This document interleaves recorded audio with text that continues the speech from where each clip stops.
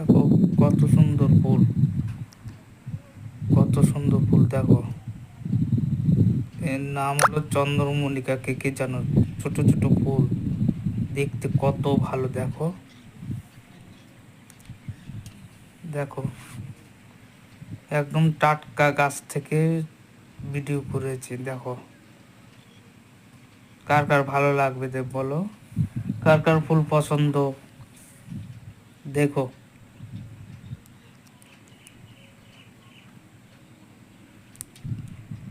দেখো কার কার পছন্দ,